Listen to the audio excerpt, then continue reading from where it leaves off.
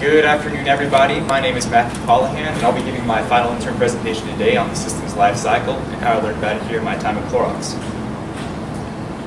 So first off, a little bit about myself. Again, for those of you who don't know me, my name is Matthew Hollahan.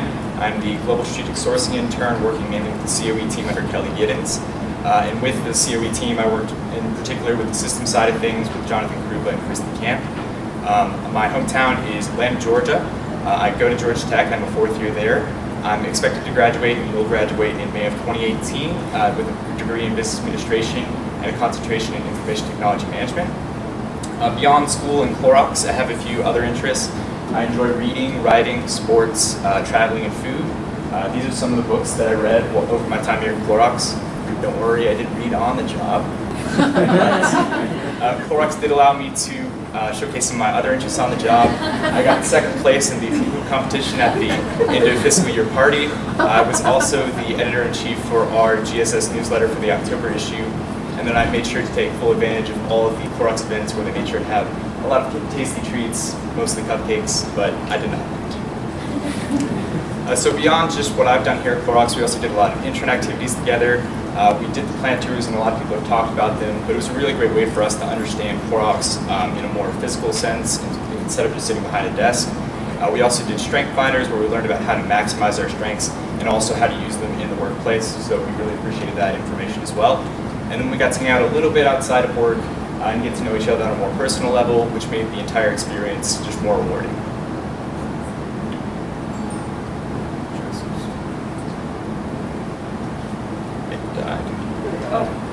There we go. Okay. So this will be my pseudo agenda for the day. I'll go over 4 of my key projects and systems that I worked on while here at Clorox. They're Scout RFP, risk methods, our GSS analyzers, and then Salesforce or Aptus. Don't worry if you don't know what those are right now. I'll go over them in more depth later on in the presentation. And then I did some other day-to-day functions while here. I worked a lot with our GSS SharePoint and doing some design elements for that and also some support. I worked with our FY17 data pools and visualizations for that for our general manager reports. I worked with some cost-saving updates and making sure that based on organizational changes in GSS that those were working properly. And then I did some other stuff with making sure that training future interns and future GSSers on how to use our systems was under control as well. So this will be the start of the meat of my presentation, and it all revolves around this idea of the system's life cycle, and it really relates to 3 key phases of the process. There's an analyze phase where you look at different potential systems or potential improvements to a system and decide whether it would be viable to implement it. Then you look at implementing the system and going through that whole process, and finally, after you've implemented, you try to maintain the system and make sure that the data doesn't get too cluttered, too bogged down by bad information. So I'll start off with an analyze phase project and then go through my other systems in that same context. This will be an analyze project based on Scout RFP. Scout RFP is our new e-sourcing tool in GSS. Essentially what it allows our buyers to do is to reach out to suppliers in a lot of different capacities so they can contact suppliers about information on what they can provide to us. They can ask them about quoting information and pricing. And then finally, they can send a final proposal to those suppliers if they pass all of the things that we need from them. So it's a really easy to use system. We've had good use of it up front, but it is a relatively new system, so there were areas for improvement. And with that whole idea of analyzing for growth, you can see I was sort of the middle puzzle piece bringing together Clorox and Scout RFP and really working with our GSS buyers and the system to improve it. So with this, I listened to our buyers. There were a couple of people who said that there was an issue with the questionnaires not being super intuitive, so we wanted to fix that. We also wanted to fix an issue with adding suppliers where you could only add 1 supplier at a time. And that was just a long-winded process where if somebody had 150 suppliers and 2 events to run, it would take about an hour or 2 to add all the suppliers one by one. So we definitely wanted to eliminate that issue. Then I also identified some pitfalls on my own. I looked at a couple of instances where our templates were overwritten, and I brought that up with Scout RFP to try to fix that. And then I also noticed that there were a few events that were created within Scout RFP that were all the way through the process of being created, but were not, the final activation button wasn't clicked. So we just wanted to make sure that everyone was getting the full use of the system and using it properly.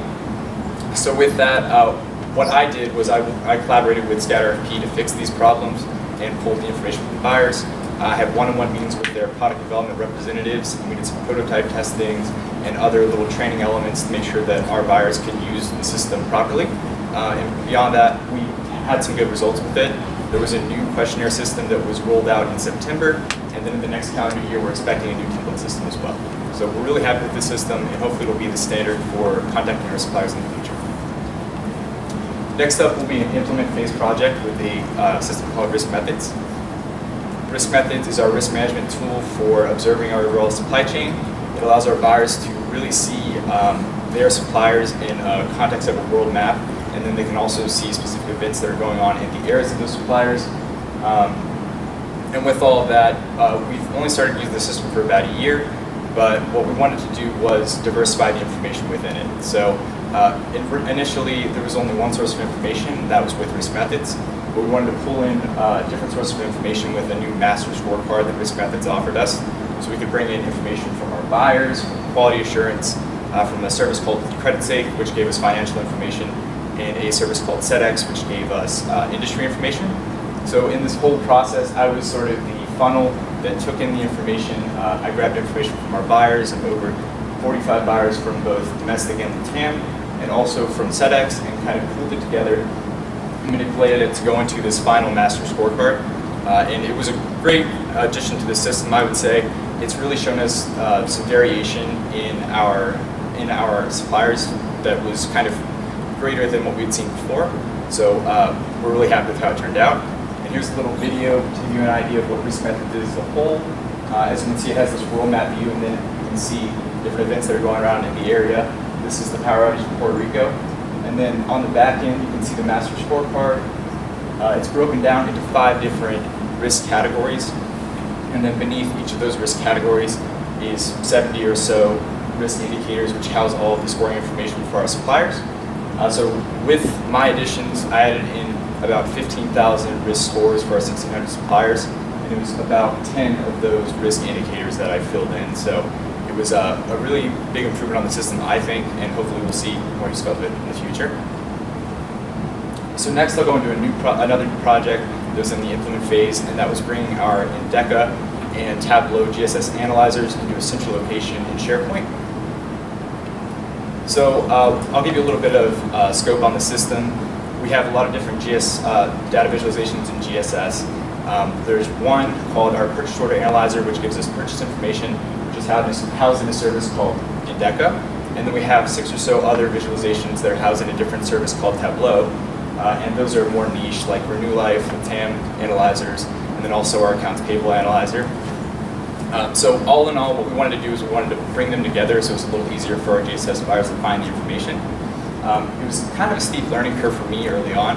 I hadn't really worked with big data in the past, and this was millions of lines of Excel files, or millions of lines of data in Excel files that I really had to understand the trends of to work with the data.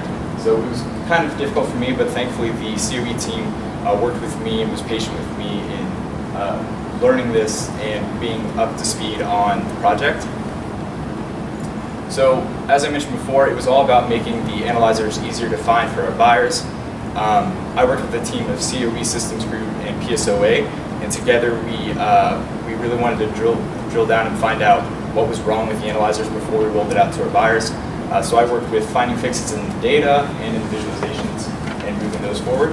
And what I really learned out of this, Jim Covelli said it best, you need to have good data before rolling out a visualization like this. He said it a lot of times, and it was really good to really drill that down to my head, because I was using these before we fixed all the data, and I came to a point where I was frustrated and I didn't want to use the system anymore, but it was my job, so I kept using it. But I don't want that to happen to our buyers. I don't want you guys to get frustrated, so we try to make the system at least 99% accurate so that you have better information than I had in the past. So last, I'll go into a system in a maintenance phase, and this is called Aptus. Aptus is our contract lifecycle management tool. It's used for supporting supplier information and contractual information that we have with those suppliers. It had a lot of opportunities. It's an older system that we've been using for about 4 years. But we had visions of making sure that it was clean and basically as good as new. So what we did was we wanted to clean up all the agreements. We wanted to add in a new user group. We wanted to do some restructuring of the groups, and we also wanted to update some account information. So I grabbed my handy-dandy Clorox cleanup and went to work on cleaning up Aptus. I hate that joke as much as you guys do, but it's on there, so I'm going to say it anyway. But anyway, so the whole idea of this process was maintaining Aptus so it would continue to be effective. I was essentially the admin of the Aptus or Salesforce system, and that really occurred because one of our own, Jonathan Krulo, was moving into a different role, so there was a bit of a hole for us to fill, and I came in at the perfect time for that. So what I really did with this project was I supported our GSS buyers, over 30 of them, and people outside of GSS as well, with cleaning up their agreements. We had over 500 agreements that were in incorrect statuses. We really wanted to minimize that amount. So before we had some buyers who had over 140 that were in incorrect statuses, and now as you can see on this graph here, nobody has more than 10, and a lot of people have been eliminated from the list altogether because they have 0 in incorrect status. I was really happy with it. I was happy that I was able to take ownership of this project early on and kind of see it through to the very end. And then in addition to that, I got to work a little bit on the back end of Salesforce and do some coding for it when I was adding in this new NDA-only user group. The real idea behind that is that they could only see one contract, and we wanted them to only be able to see NDAs, which are non-disclosure agreements. So I had to work on Salesforce to really manipulate it so that they could only see that information. I enjoyed it a lot because I'm an ITM major, and that kind of geeky stuff is interesting to me, but you know, no one else probably cares. But overall, what I learned here at Clorox, I've taken a lot away from the experience. One thing that I learned is that accuracy often outweighs speed.